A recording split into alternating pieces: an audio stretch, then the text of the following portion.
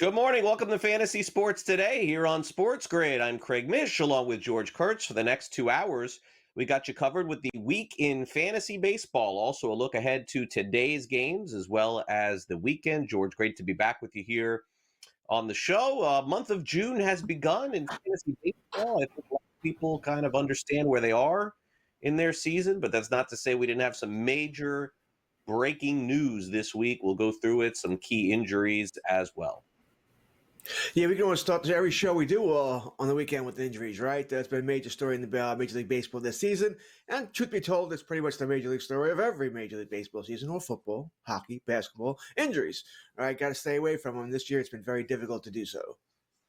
Definitely so. And, by the way, I do want to talk a lot of baseball here on the show. I mean, George, the hockey games, the last couple of games between the Panthers and Edmonton Oilers. My gosh, I mean, you rarely catch me starting off a show with hockey, but man, I was deep into those games, especially Game 2 in the double overtime. We'll see what happens this weekend. But anyway, probably a story for another show. Let's talk some fantasy baseball here.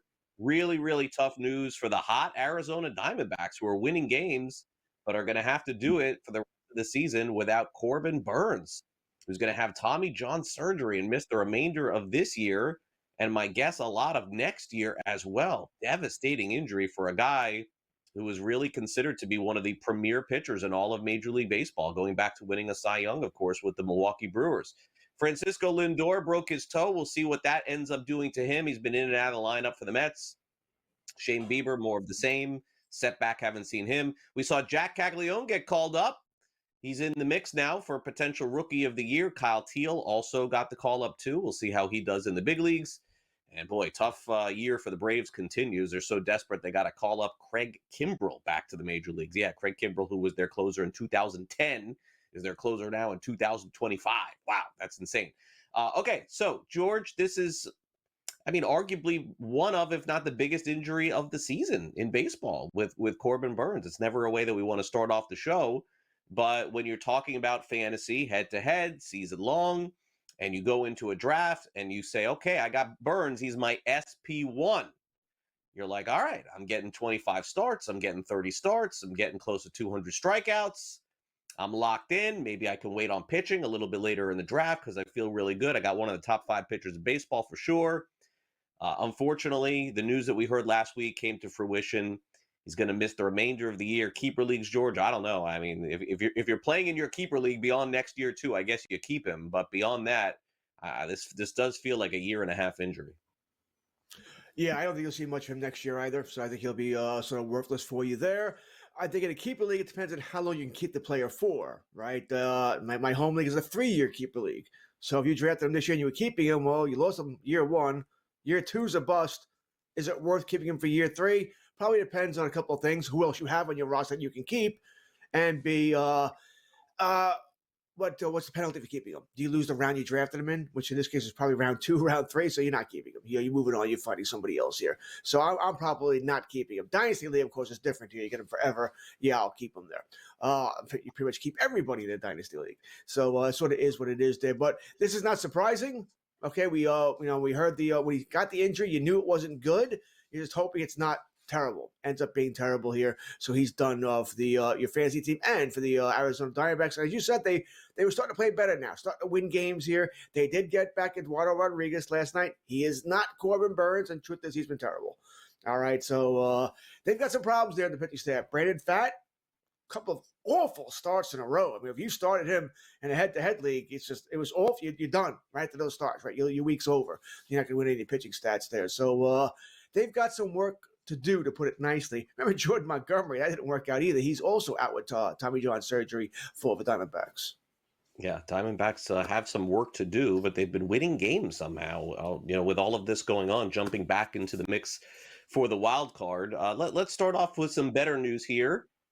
Jack Caglione, who certainly was a pretty high draft pick, even without the opportunity to play in April and May, has been called up, George, and he's hitting the ball very hard. I haven't seen many results yet, hitting just under 100 for this early part of the season, which is like 2 games. So no concern here. This is somebody that really can help you in the second half of the season. It was sort of stunning to me, by the way, to see him listed behind Jacob Wilson as Rookie of the Year over on FanDuel. I believe it's now like 8 or 9 to 1. It was 12 to 1 without him playing a single game. Now, naturally, at the end of the year, I think Wilson's going to win. I mean, I don't know how you can give, no matter what Caglione does, if he plays 75 games and Wilson plays 150, I don't know how you could possibly not give it to Wilson, who's had a great year for the A's. But this is an impact player, George, and arguably the best hitter in minor league baseball coming in. And I would guess that he'll have some serious success soon. You said he's hitting the ball hard. Bad luck. All right. We also his first at bat. What was it on Wednesday where he smoked the ball to the gap, and good catch by Scott there. Really good catch actually, and he hit a couple other balls hard too. Did get his first major league hit the next day, a double I believe it was there. So he'll be fine. All right, he'll be fine. Only drafted a year ago, which is just don't see guys like this get called up all that often, but he'll be good. Listen, you're hitting in Kansas City. Right? It's not a hitter's ballpark, especially for power. So that's going to limit it down somewhat here. But if he's available in your league, you go out and get him. Right? I did my home league. I was able to get that's the only league I was able to get him in was my home league, and I only got him because I had the top waiver wire. And a lot of leagues people have been stashing him anyway. So like Roman Anthony, right? They've been stashing, hoping that he gets called up and tears it up here. We'll see. As for Rookie of the Year, it's going to be hard to beat Wilson unless he really comes back to the pack here. But Caglione also is the pub guy, right? The guy with all the noise. So that'll help him out there if he can hit the ball as well as we think he will. Yeah, I mean, we'll talk about it later, but I was doing the Marlins broadcast the other day. We were trying to figure out if any player had ever been called up in June, George, and won the Rookie of the Year. We couldn't find any. So no, you're wrong. It was May. But I just got done telling you, Sam, we did a segment on the pregame show trying to figure out and you're throwing a name at me that did not happen. Skeens was called up in May. Thank you for the suggestion. The Atlanta Braves have not been able to get anything right this season, including injuries yet again, George. But the OPS of their offensive starters, including Harris, and Olsen and Riley and some others, has been a huge disappointment. They can't close out games. They blew the biggest lead of the season that they had, and they've decided to reach and try to get Craig Kimbrell back in the mix. I mean, George, they had this excuse last year where it was injuries, and we kind of gave them a little bit of a pass for everything that happened. They've just never come back from starting the season. I believe it was 0-6 or 0-7. It just feels like that's going to doom them. I mean, we have to remember this for next year when you say, "Oh, hey, can't lose the season in the month of April." I mean, just give them a 3-3 record in those first 6 or 7 games, and you'd feel a lot better about them. But they are just falling fast. I guess the counter argument to that would be they did get to 500 after that, and they fell again. Maybe this is not a very good team. I mean, listen, I understand you lost Lopez. All right, number 3 starter, number 4 starter. But that should be the end of your season here. Strider has come back twice, and right now, Craig, not Strider. Right? Takes a little while for Tommy John. We're seeing that with Alcantara as well. All right, but he's not Strider right now. I think that hurts a little bit. Acuna's come back and he has been Acuna, and he looks great. But, Albie's not having that season. Harris is taking a step back. I mean, you've got some good news. Drake Baldwin looks like a keeper. All right, he's tearing it up here. So that's good here. But they just, they can't get a win for Sale at all. The bullpen's atrocious. So, and then they can't get people on base. They can get people on base, but they can't hit with people on base. So I don't think it's over yet, but as Yogi would say, it's getting late early for the Braves. Yeah, definitely so. All right, coming up next is time for a little 3 up, 3 down here on our fantasy baseball extravaganza here on SportsGrid. Fantasy sports today, each and every Saturday and Sunday. We'll have more for you when we come back right after this. Don't go away.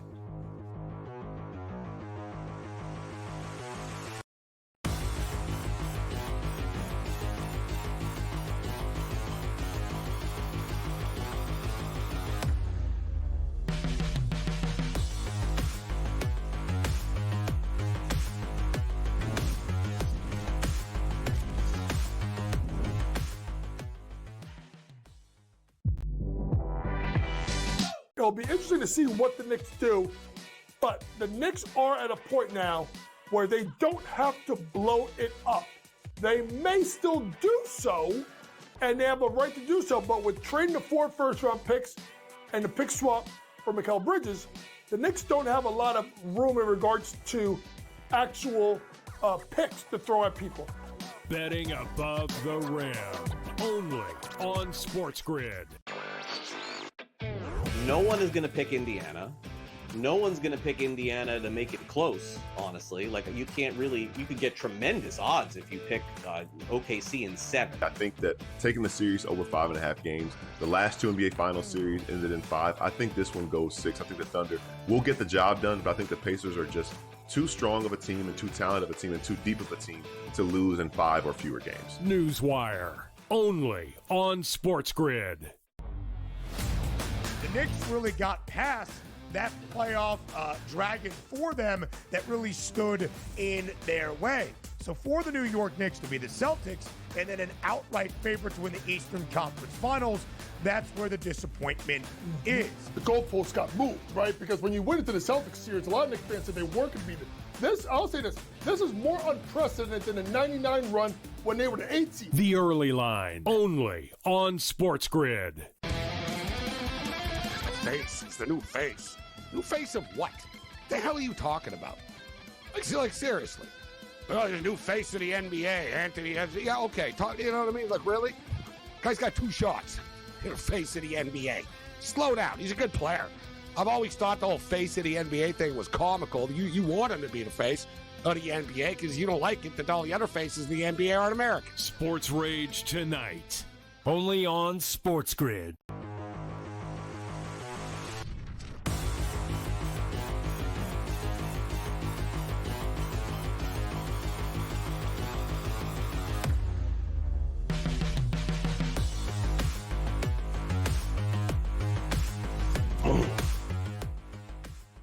Welcome back to Fantasy Sports today here on Sports Grid. Craig Mish along with George Kurtz. Let's get into some 3 up, 3 down from the week in fantasy baseball. And finally, George, Marcus Semien has awoken for the Texas Rangers, although the Rangers seem to be going the other way. Can't figure them out this season. Really weird year. Semien, 389, 2 home runs, 2 runs driven in, 1 stolen base. Hope this isn't too little too late, George, for Texas here. Sort of falling, and Houston is rising. They got to get things going quick here. It's a shame, right? Because they're pitching so well. I mean, their starting pitch has been fantastic. I know they lost, Eovaldi got hurt there, but Male's been great. DeGrom has been the DeGrom of old here. Maybe not striking out people like he used to, but still been DeGrom of old here. You said they're in 4th place, man, 6.5 out. That's a problem. That's just a problem here. You're not hitting at all here. Your run differential is -5. So it's the offense, and it doesn't make any sense to me. They have hitters. All right, so Semien actually batted cleanup last night. I think he's hitting every spot in the lineup. They're moving him all over here. He did hit 2 home runs in Tampa Bay the other day. Maybe he's waking up for you. I have him on my home team. I would not have started him this week if not for the fact that Mookie Betts had the toe injury and I wasn't taking a chance with him. Although he's fine, right? Because he's been in the lineup. He's actually hitting great this week. Mookie is. So is what it is with Texas here. Am I giving up? No, but I don't expect them to do. And listen, Craig, I have a ticket on them to win the division. I thought they were going to win the division this year. I loved this team, and not so much. They just can't hit. I had no explanation for it. With Garcia, Seager, Young, Semien, as we're talking about, a couple of other hitters. Maybe they shouldn't be lighting it up here, but they should not be anywhere near this bad.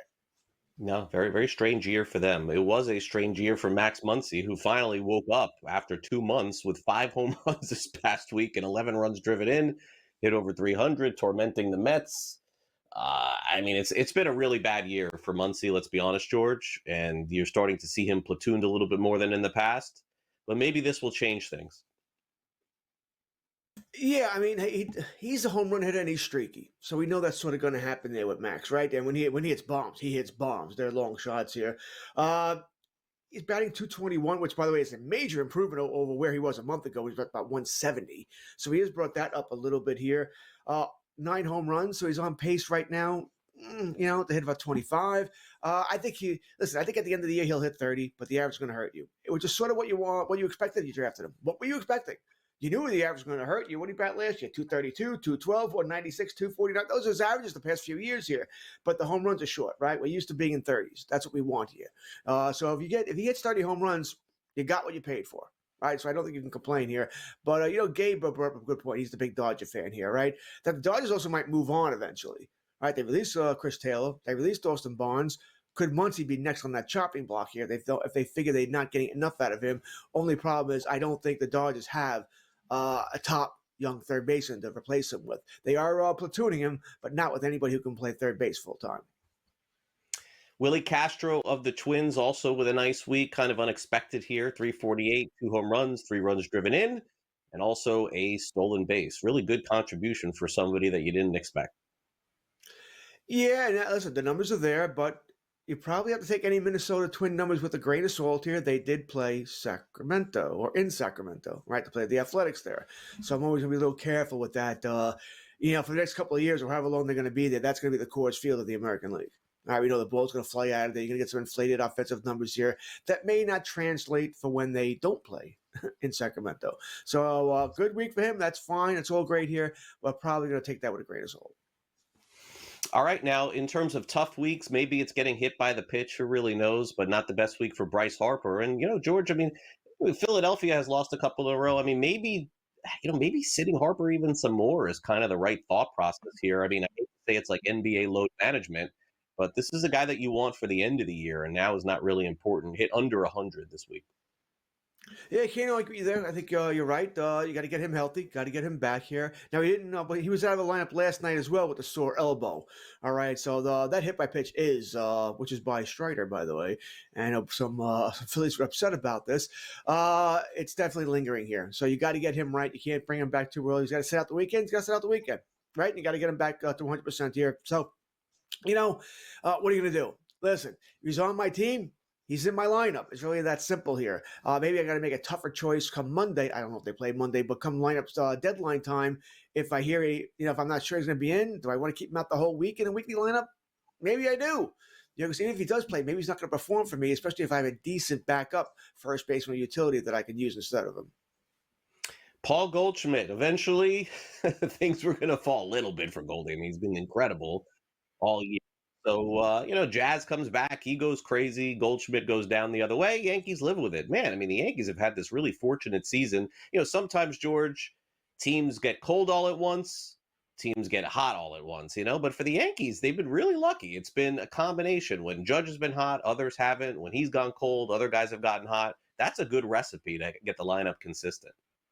Yeah, you're right. The Yankees always seem to have 2 batters hitting well. All right, maybe 4 or 5 aren't, but 2 are hitting well, and it's carrying the team somewhat. I'm the first person to tell you, watching Yankee games generally is not a lot of fun. They're kind of a boring team. Listen, I hate to say this, but the Mets are a much more exciting team to watch if you go for that. Goldschmidt, I said, now the question is it just a slump in baseball? It happens. He did hit a home run last night. It was a Yankee Stadium home run, first row, right field. Definitely one that will. I think they said it would have been out in one other ballpark. And for the life of me, I'm trying to – I think it was 2 of 30. But I'm trying to figure out what the other ballpark is. It's Yankee Stadium, first row. What other ball – I mean, Colorado? Maybe the same Colorado would have gone out with a thin air. So just curious about that. But Goldschmidt, you're trying to figure out, is it just because a little slump here, or is it last year again where he was bad for 2/3, 3/4 of the season? As a Yankee fan, I'm really hoping it's just a little slump. Back to Texas we go. I mean, Wyatt Langford is going to hit 20, and he's going to drive in probably 70, maybe more. I don't know. I mean, the batting average is just down across the league. Sometimes it's hard to identify. Another tough week for him, though. Under 225 now, I believe, for the season, George. Yeah, I think the problem with Langford is that not a lot of runners on base in front of him, right? Nobody's hitting there, and you probably wanted more than 2070, right? Langford was a top prospect coming into last year, right? A lot of ballyhoo there. So I'm definitely a little worried here. Plus, that ballpark is not conducive to hitting. No, it is not. We'll take a quick timeout here on Fantasy Sports Today. Our Aces of the Week are next.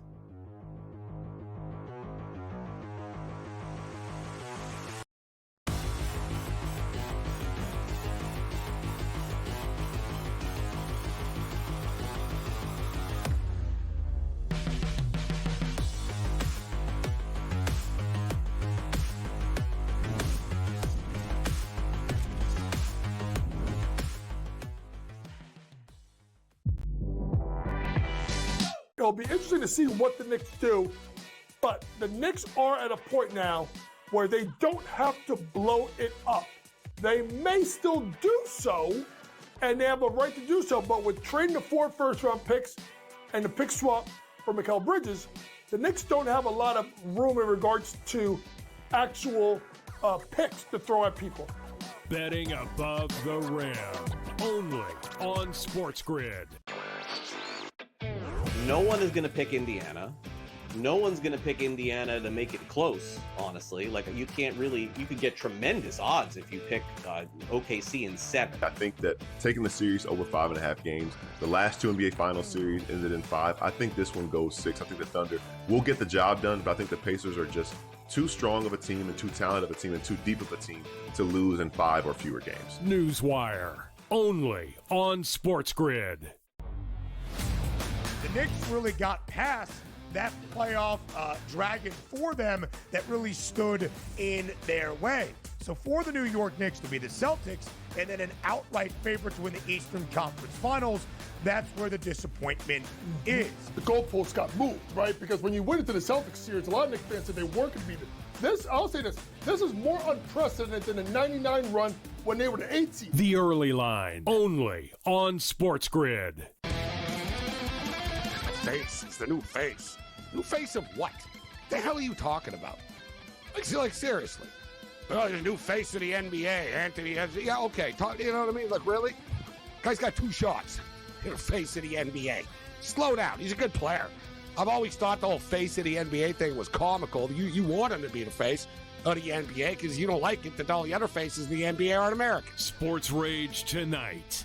Only on SportsGrid.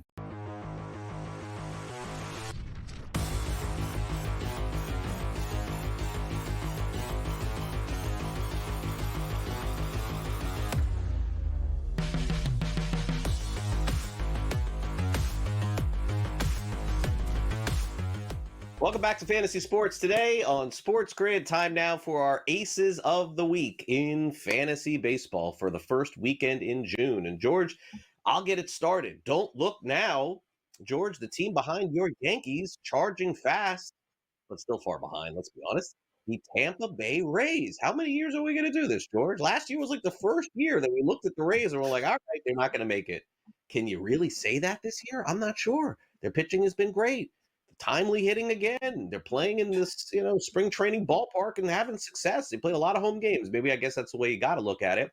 5 innings pitched on Tuesday. That's my ace of the week, Drew Rasmussen. Man, has he been good for Tampa Bay. He's going to start again, I believe, tomorrow for the Rays. 8 strikeouts. But look at that number. No walks. No earned runs. And I know who he is, George, okay? Rasmussen ain't pitching 8 innings. I get it.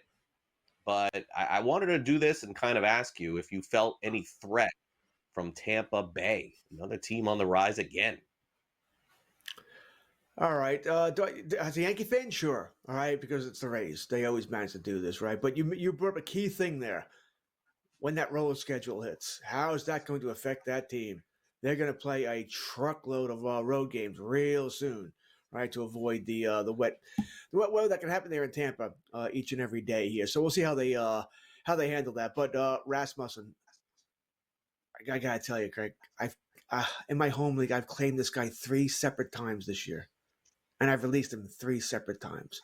And of course, now the last 10 days he's just gone off. It's infuriating because I like the guy, but he wasn't quite there, and now he's pitching well again. It's like, and I know if he'll be released by someone, I'll claim him again in 3 weeks, and he'll be terrible again.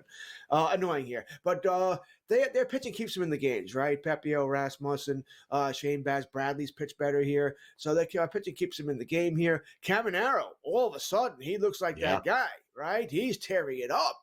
Aranda's hitting well here. They're another team, right? With all these hitters, they get just enough, right? There's always 2 or 3 guys that are hitting.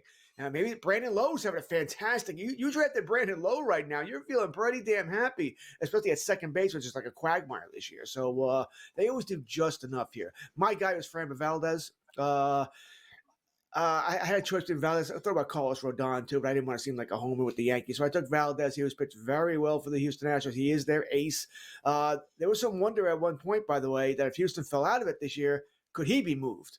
Right? They moved on from Bregman, moved on from Kyle Tucker. Could they move on from Valdez?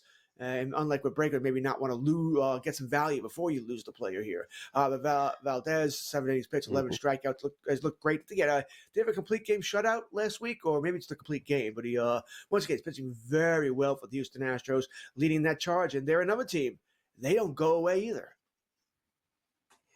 We got Sam's choice here for the ace of the week. It is a national again.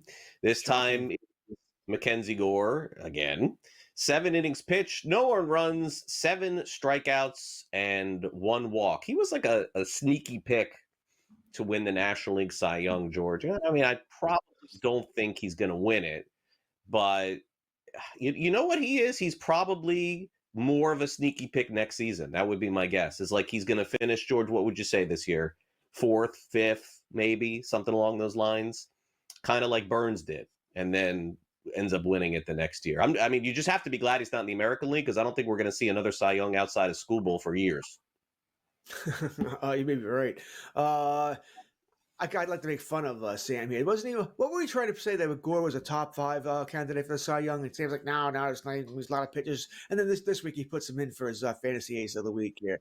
You know, just can't trust Sam. Just can't trust Sam. Gore's been great.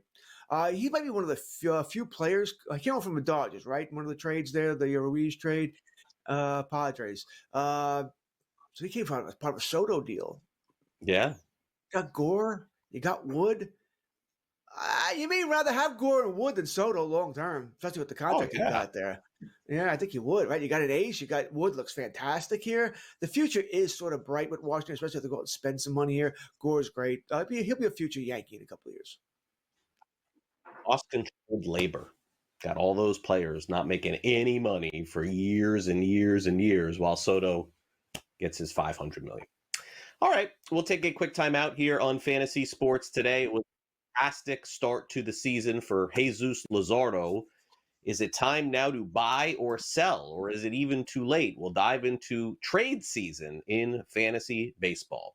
You're watching Fantasy Sports today here on SportsGrid. Craig Mish along with George Kurtz. As a reminder, Sunday morning from 8 a.m. to 10 a.m. Eastern, you've got a double dose of fantasy with Joe Pisapia and Matt Stryker. We'll be right back.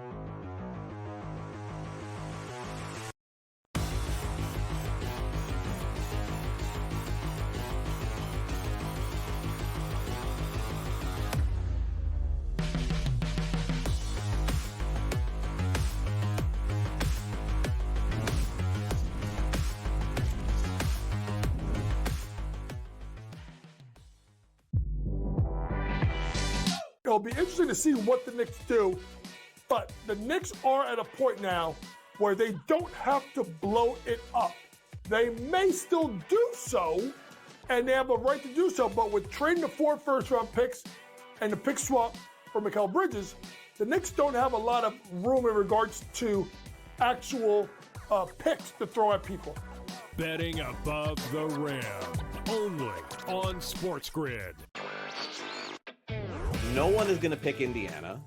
No one's going to pick Indiana to make it close, honestly. Like, you could get tremendous odds if you pick OKC in 7. I think that taking the series over 5.5 games, the last 2 NBA Finals series ended in 5. I think this one goes 6. I think the Thunder will get the job done, but I think the Pacers are just too strong of a team and too talented of a team and too deep of a team to lose in 5 or fewer games. Newswire, only on SportsGrid. The Knicks really got past that playoff dragon for them that really stood in their way.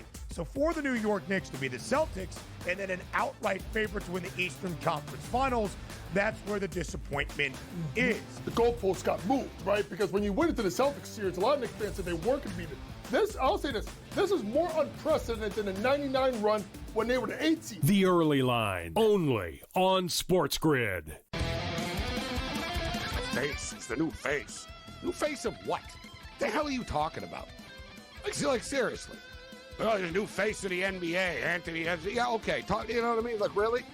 Guy's got 2 shots. You're face of the NBA. Slow down. He's a good player. I've always thought the whole face of the NBA thing was comical. You want him to be the face of the NBA because you don't like it that all the other faces in the NBA aren't American. Sports Rage tonight, only on SportsGrid.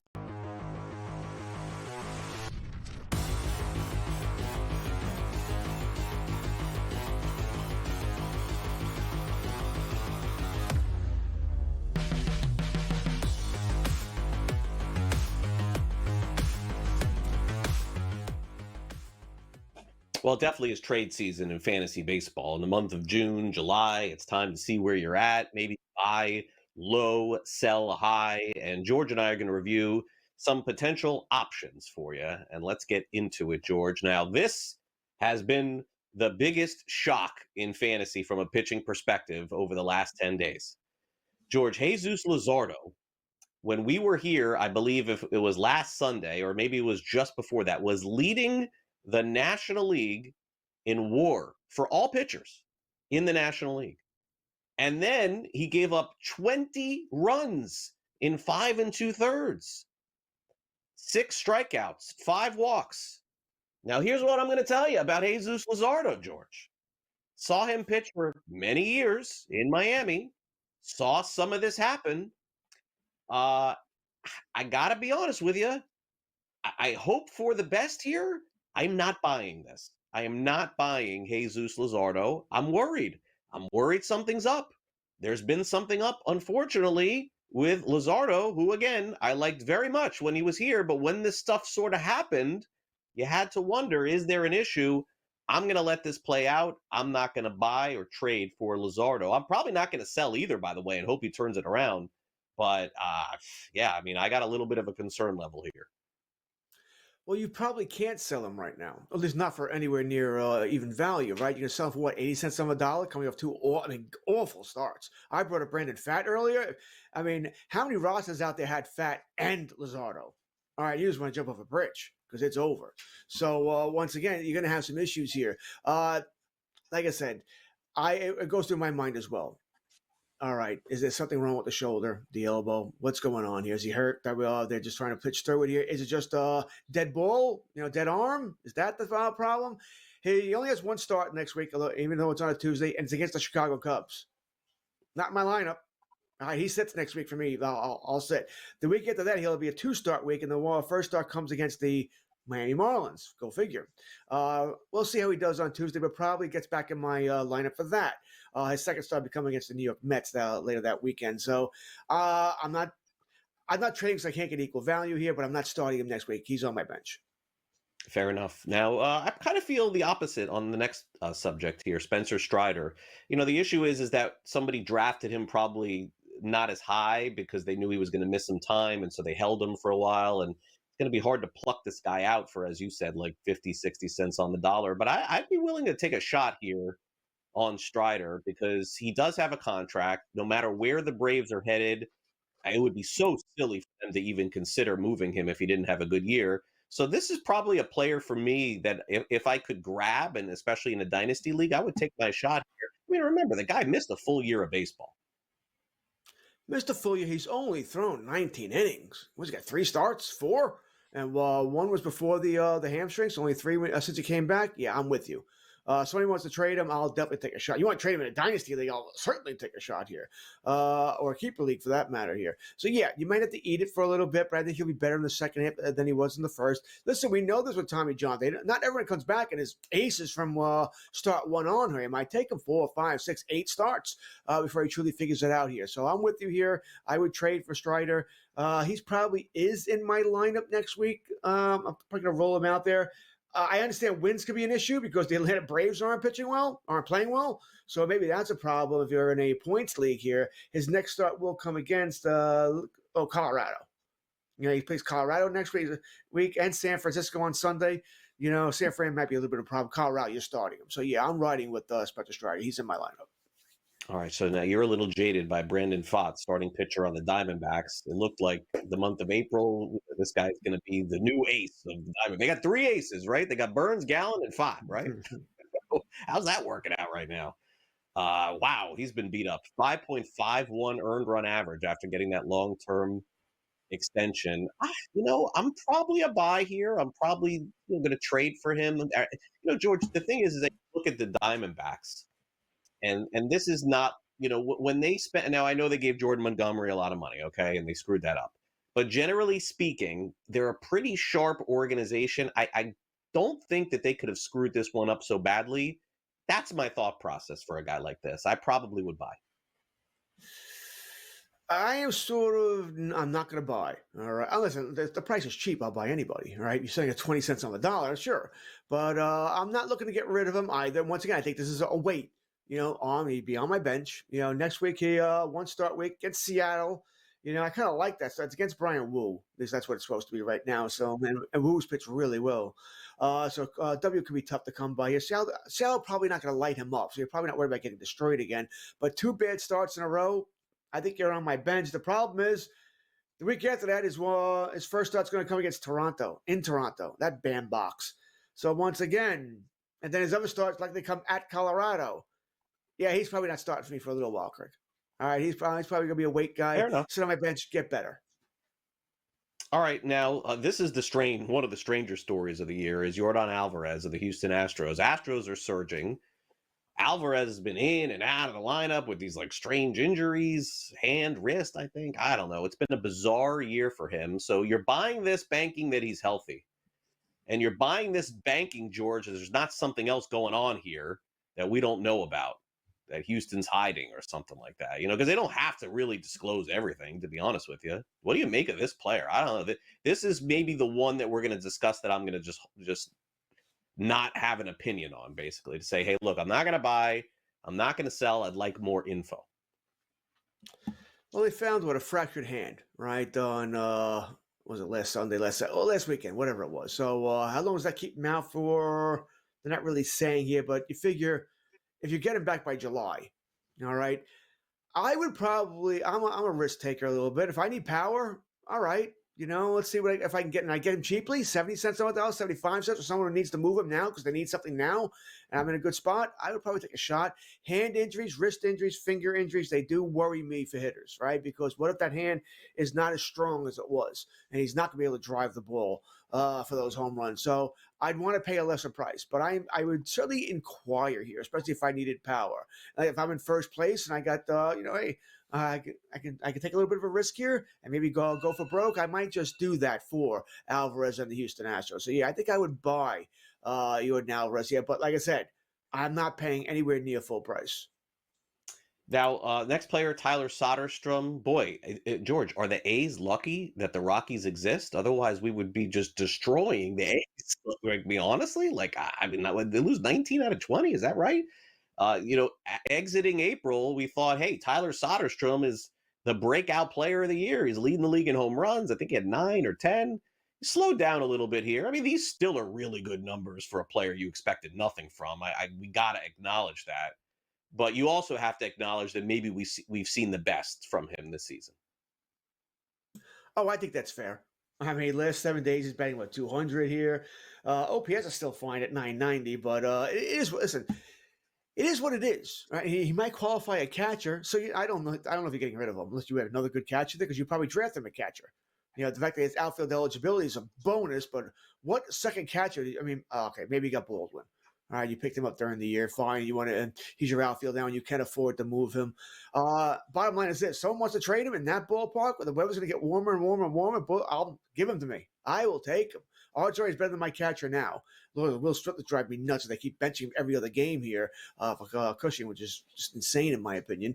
But so it is what it is there. But I want Soderstrom. I think he'll be fine here. The average might hurt me, but I'll live with that. Finally, let's get to a player that we could have done this the last 5 years, George, and we would have said bye across the board. I'm out, man. I don't know what's going on with Ozzy, but I'm out. This is 2 years in a row. Looks the same. 234, 6 home runs, 6 steals, 24 runs driven in. You tell me, George. You willing to take this? Not anymore. No, I'm pretty much out on every second baseman. They're all driving me crazy. None of them can hit this year. So I'm right there with you with Albies. It's the Atlanta Braves problem here. No thanks. All right. We'll take a quick timeout. Come back next. 2 start pitchers for the next week. We'll be right back.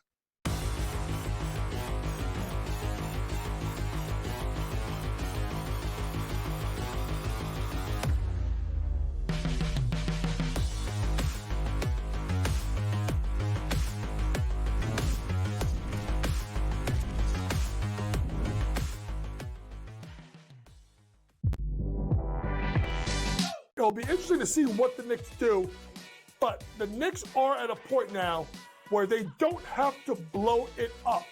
They may still do so, and they have a right to do so, but with trading the 4 first-round picks and the pick swap for Mikal Bridges, the Knicks don't have a lot of room in regards to actual picks to throw at people.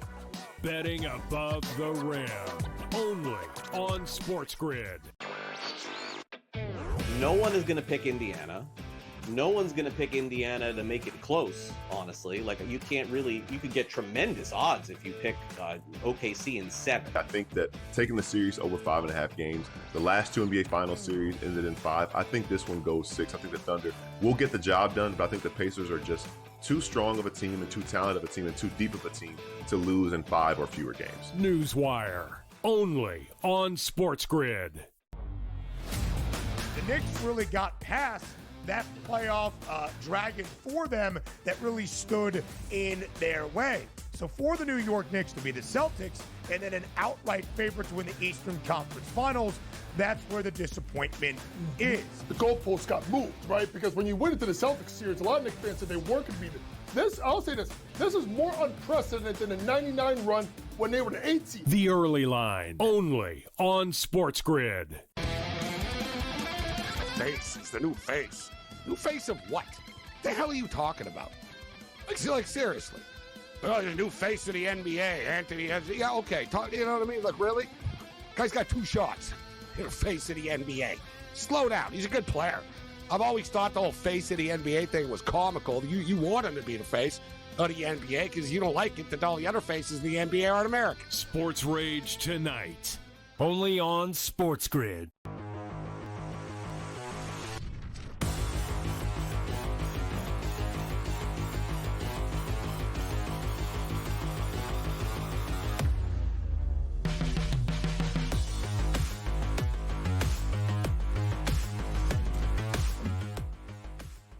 Welcome back. Week 12 of fantasy baseball is almost here. That means like 3 months of the fantasy baseball season almost in the books. Before you know it, George and I in July probably pivoting over. Are we doing football in July? What are the rules here at SportsGrid? I forget every end of July.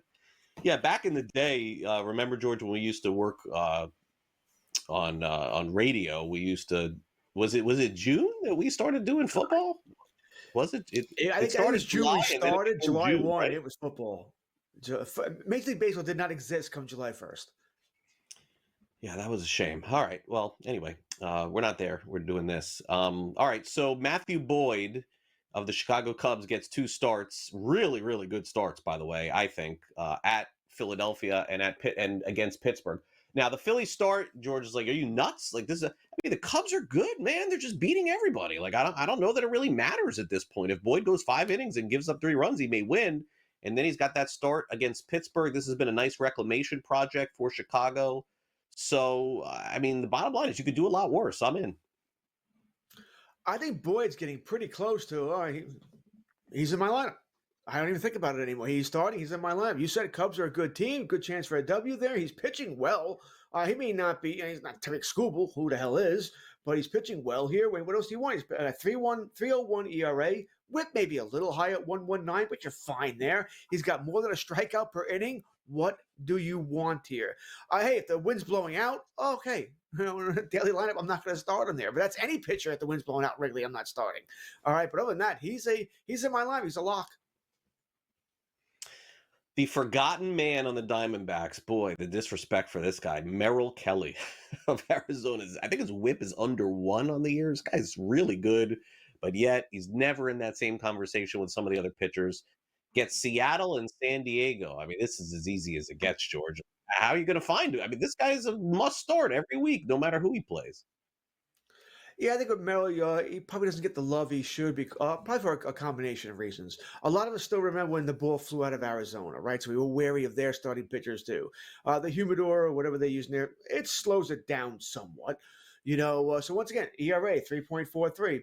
Well, good. Whip is fantastic. You already said that. Under 1 here, 0.99. Strikeouts a little less than 1 per inning, but he's right there. So once again, why wouldn't you start him here? Seattle probably hit a little bit better than we thought here, but it's an average offense. San Diego's an average offense, so you're not really worried about that. Yeah, Even in a 1-start week, he gets a lot of consideration. A 2-start week, and you're not facing anybody. You're not like facing the Athletics or the Yankees, someone like that. No, he starts for me. No, like I said, there's almost no question he's going for me.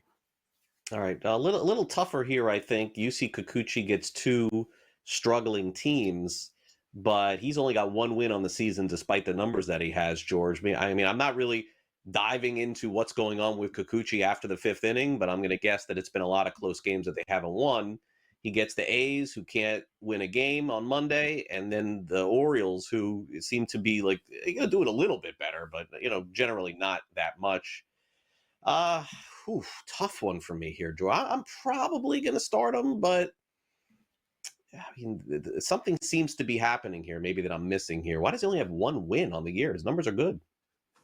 I think you already said it. I think, and I don't know for sure without actually looking here, but I'm guessing that when he starts, they don't score, because I'm looking here. Earned runs I got the whole season. He's not given up more than 4 earned runs in any start, and he's only done that twice. All right, 3, 1, 0, 1, 2, 1, 2. Those are his earned runs given up in his last 8 starts here. Before that was 4, 0, 1, 4, 3, 3. So maybe a little slower start to the season here. This comes down to me pretty simple. If you have him on your roster and you're not starting him next week, probably shouldn't be on your roster. The numbers are good. Yeah, W's may be tough to come by. Maybe they're not hitting for him here. Athletics at home, you like that. Baltimore, maybe I'm a little concerned there, but they really haven't been hitting either. By the way, they lost to the Athletics last night. So there's that too here. He's on my roster. I'm starting him next week. This is why I have him for these 2 start weeks that we like here. Kikuchi goes for me. Clayton Kershaw. Finally, George and I don't have to have a debate about the Hall of Fame, because George can't disagree that Kershaw, the second he retires 5 years out, won't be a first ballot Hall of Famer. Okay, he is, George. Stop. But let's be real, right? It's over, right, George? It's over for Kershaw, right? He's just like not close to the same guy at this point. I mean, this has got to be his last year pitching based on what I'm seeing here. I mean, he's been the pitcher of our generation here the last 20 years, but I mean, what are you getting here outside of like praying for 5 innings and a win? Dodgers played the Mets this week, and it was a great series, a lot of fun there. They split it. And I have a good friend who's a Mets fan, and he's trying to convince me that, see how good the Mets are. The Mets are a good team here. But the first thing I brought up to him, all those 4 starting pitchers that pitched against the Mets this week are not pitching in the playoffs. Clayton Kershaw is one of those guys, or not starting in the playoffs, I should say. All right. Listen, Kershaw is a Hall of Famer. All right. Craig and I like a joke. It's the Pat Mahomes inside joke thing. But Clayton Kershaw is a Hall of Famer. But if he's starting for the Dodgers in the playoffs, that means they didn't get their guys back. Right? You're talking Snell. You're talking Glass now. They have 14 pitches on the IL there. So those guys didn't come back here. Love Kershaw. I'm glad he loves the pitch. Glad he keeps coming back. But in the playoffs, I assume he's a long reliever, not a starter. Once again, if he's on your roster and you're not starting him next week, then why is he on your roster? But I might ask why he's on your roster anyway. What are you hoping for here? There's nothing here. Craig already said it. You're praying for 5 innings, a quality start, which is still, 3 runs here, and you get that W. Maybe the points that you just hope for the W. Yuri Perez makes his season debut Monday against the Pittsburgh Pirates. This is really exciting for people who held him. By the way, he's looked great in his minor league starts, and George, they really took their time with him. I mean, he's going to miss a full 12 months basically here. Like, some guys come back sooner, later. I mean, he didn't pitch last year either, right? So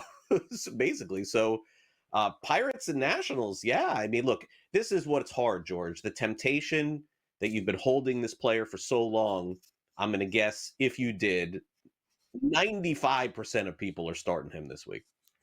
I got it in my home league. Why does he have to come back in a 2-start week? I want to see him pitch once, then plug him in here. But it's a points thing. I need the wins. And Pittsburgh, you're playing Pittsburgh. Oh, yeah, I'm going to have to do it. But I'm not going to be expecting big things. But it's a 2-start week forces me to put him in there. 5 innings, 2 earned runs, scores tied after 5. Probably. Be right back.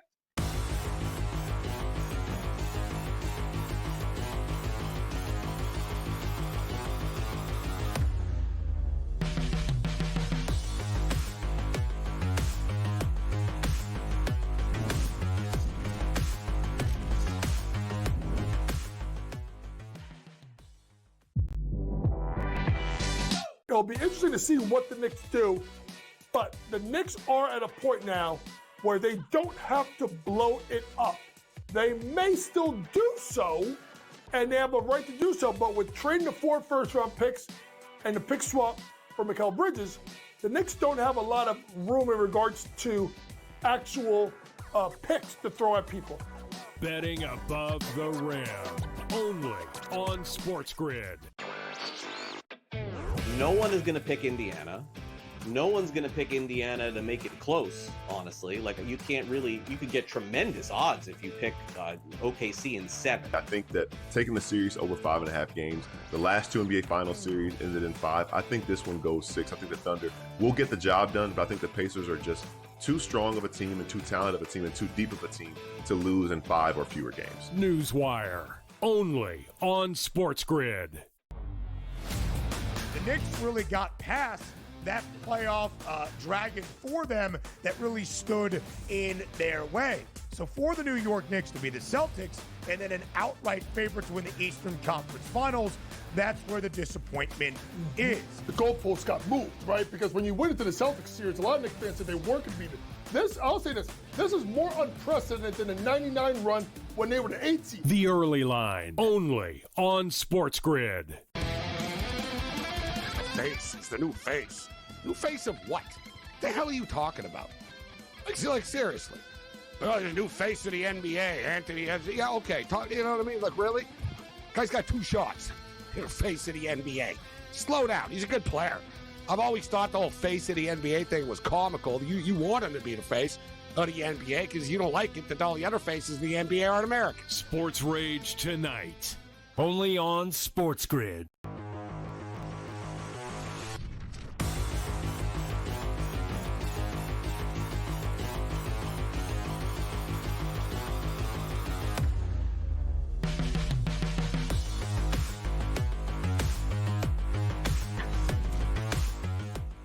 All right, as we wrap up this hour, let's take a look at some streaming options for the week ahead. These are players that are not owned 50% of any fantasy baseball choices here at this point, George. But if you got injuries, you got burns, got to take your shots here. All right, let's start off with the A's. Can they get it going this week?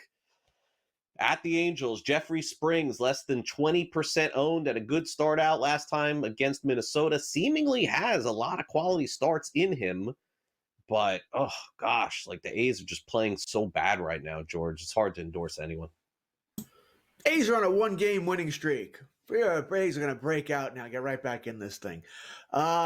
Boy, I sort of lean no that I don't want to go with this here. It is against the Angels, but the Angels are they're an up and down offensive team. They got Trout back, right? Nito can hit. I hope.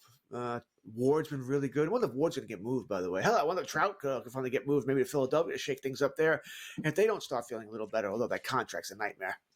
I lean no here, Craig. I mean, what am I hoping for? You know, the A's have been bad, right? They've been, 2-19, whatever it might be. They're not winning games here. He's probably not going to pitch fantastic. No, I don't. I just don't see my upside here. Well, I want to see what he does here, and then maybe keep him for a couple of starts after that. You're not starting him ever in Sacramento, right? You're not going to do that. So I'm going to say no. Yankees got Clark Schmidt. They take on Kansas City on the road. Back end starter for the Yankees rotation. He's 36% owned because he's a Yankee, and naturally, if they score runs, he wins. Hit or miss type player, 5 innings, etc. Kansas City doesn't really score that much unless something changes. Probably a decent pickup for the week. You could do worse. You could do worse, sure. You could do it. He's been the guy. If he was in two starts, okay, sure. Let's go for it. 1 start, Kansas City. He probably won't hurt you. It is Kansas City. They don't have the greatest offense there. And once again, playing in Kansas City, it's a big ballpark. So I say probably won't hurt you. Whether or not they win the game or not, who knows? He'll probably give you a solid start. Although he struggled a little bit of late. Like 3 runs to Cleveland in the first inning the other day, then settled down after that. So it sort of is what it is. It's just not a sexy pick. What are you hoping for here? Like I said, he might be a guy you might keep down the line here because it is the Yankees here, and they will score some runs to bail him out sometimes here. Not thrilled about starting him, just sort of an innings eater. What am I missing here with Chad Patrick? Why is he only 15% owned in leagues? He's now part of this Brewers pitching factory without Woodruff, without Burns. They've just keep calling guys up, and they're good again. I mean, this guy has been really good for them since he's taken over a spot in the rotation. They get Atlanta. It's not a fantastic matchup, obviously, if it's the Braves of old. But what am I missing here, George? Why is he only 15% owned? I feel like he should be more owned than anyone we're going to talk about here. I am sort of with you here. 1, 2, 0, 1, 3, 2, 3, 3, 2, 2. I mean, the guy's never let up more than 3 earned runs at a start. Granted, some of those starts are he's not going very deep. He throws a lot of pitches. So he's probably a nibbler. And maybe that ticks people up. But his last 2 starts, he's gone 6 innings against San Diego and in Philadelphia. Before that was 4 2/3, 4 2/3, a lot of 4. So maybe that's the issue, that he doesn't go deep into games here. But the last 2 starts he has, I'm not afraid of Atlanta. I'm not. They're not scoring runs here. Maybe it does, maybe it doesn't. Maybe people are worried about Milwaukee, which is a hitter's ballpark. I can sort of see that, but you could do a lot worse than Patrick. I'm on board. Yep. Hayden Birdsong, I saw him pitch against the Marlins. He's on the Giants, 25% owned. And the old narrative for the first time is gone. I mean, you can start players at Colorado for the first time ever this year because they're losing at a historical rate. Let's just ignore what happened this past week in Miami. Other than that, that never happened. Hayden Birdsong, George, at Colorado. I mean, the Rockies are on a winning, where they were on a winning streak. What did they do yesterday? I didn't even see. Did they win or lose? They lost. They lost. Okay, so there you go. Yeah, I could buy this.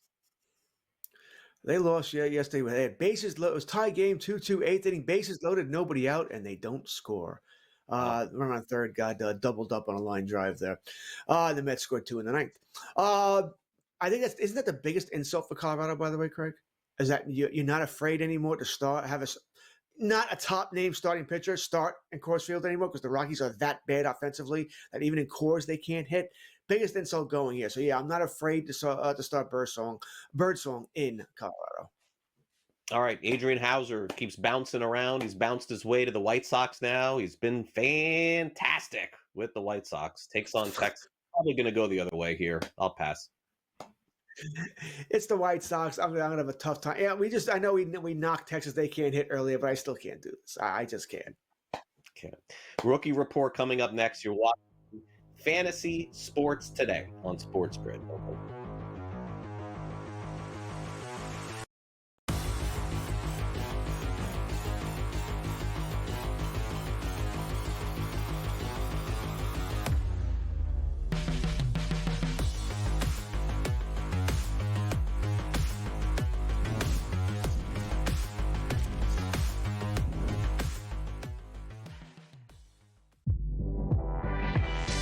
It'll be interesting to see what the Knicks do, but the Knicks are at a point now where they don't have to blow it up. They may still do so, and they have a right to do so, but with trading the 4 first-round picks and the pick swap for Mikal Bridges, the Knicks don't have a lot of room in regards to actual picks to throw at people. Betting above the rim, only on SportsGrid. No one is going to pick Indiana. No one's going to pick Indiana to make it close, honestly. Like, you could get tremendous odds if you pick OKC in 7. I think that taking the series over 5.5 games, the last 2 NBA Finals series ended in 5. I think this one goes 6. I think the Thunder will get the job done, but I think the Pacers are just too strong of a team and too talented of a team and too deep of a team to lose in 5 or fewer games. Newswire, only on SportsGrid. The Knicks really got past that playoff dragon for them that really stood in their way. So for the New York Knicks to be the Celtics and then an outright favorite to win the Eastern Conference Finals, that's where the disappointment is. The goalposts got moved, right? Because when you went into the Celtics series, a lot of Knicks fans said they weren't going to beat it. I'll say this is more unprecedented than the 99 run when they were the 8th seed. The Early Line, only on SportsGrid. Face. It's the new face. New face of what? The hell are you talking about? Like seriously. Oh, the new face of the NBA, Anthony. Yeah, okay. You know what I mean? Like, really? Guy's got 2 shots. You're the face of the NBA. Slow down. He's a good player. I've always thought the whole face of the NBA thing was comical. You want him to be the face of the NBA because you don't like it that all the other faces of the NBA aren't American. Sports Rage tonight